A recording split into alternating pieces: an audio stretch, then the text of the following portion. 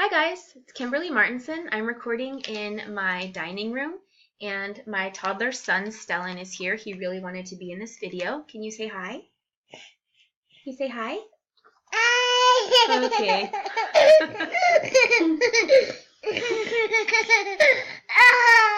He's a lot of fun. Okay, so this week you guys have something due Monday, Wednesday, and Friday. Today or tomorrow, Monday, you have discussion 2B or not 2B. I always try to make that joke. Discussion 2B is due. And then also your first quiz, which is over MLA and something rhetorical analysis.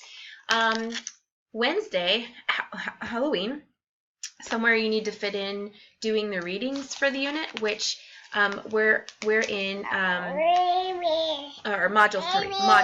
Do the readings for the module, which is module 3, which is part of unit 1. All right, so I'll take you to that so you can be sure you're looking at the exact correct thing. And then on Friday, you actually have your rough draft of the essay due. Please note that I've broken up this discussion post into 2 due dates. So I find that it doesn't work very well to have the rough draft and the replies due on the same day. I mean, how does that really work anyway? So what I really think works better is to stagger them. So your rough draft will be due, and you're going to post it as an attachment to the discussion board, discussion 3 on Friday. And then by Monday, you need to get your peer reviews done. So I'll be checking on Friday to see that you got the first part done, the posting your own essay, and then I'll check again on Monday to see if you got your replies done. Also, over this coming weekend, I'll be responding to each of your rough drafts individually. Then that gives us a little bit of time, and the toddler's climbing on the table here. A little bit of time to have a little bit wider of a feedback loop, and then your final draft would be due the following Wednesday. So I'm looking 10 days ahead here. And then so let's look at each of these discussions. Okay.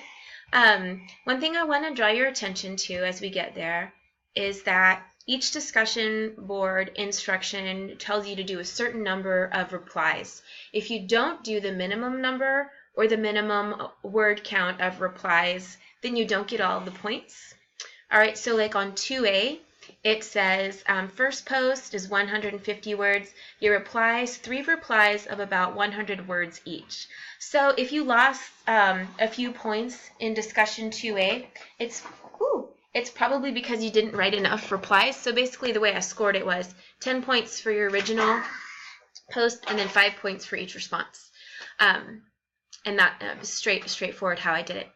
All right, so let's look at 2B, how that works. A couple of you guys have already posted. Good job, Penny. Looks like you've posted there already.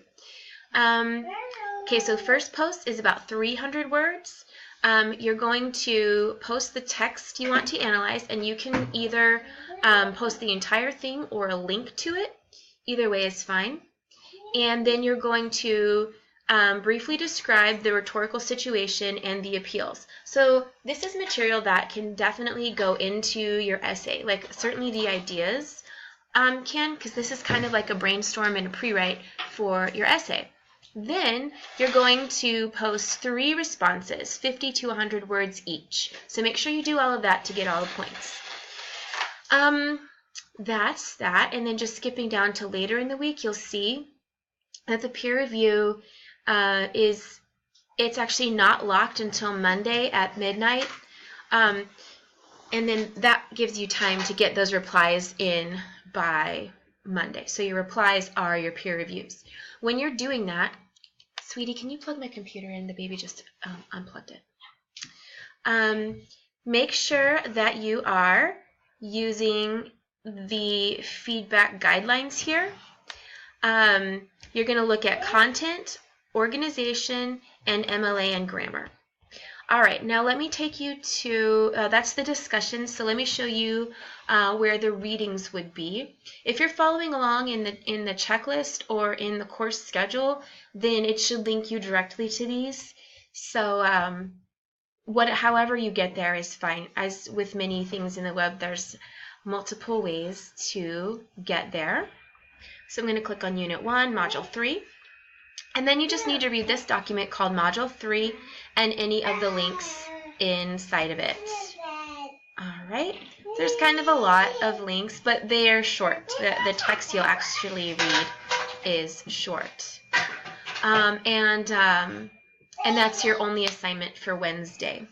So I just wanted to say really good job so far.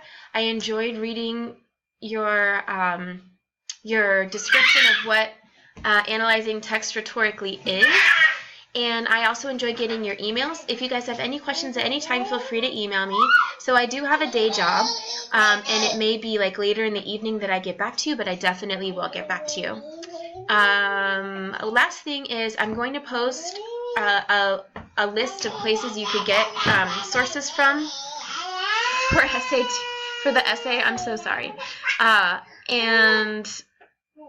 Those I'll post those as a thread in discussion 2A. Okay? Hopefully you can hear me above the baby. I'll be in touch with you guys soon.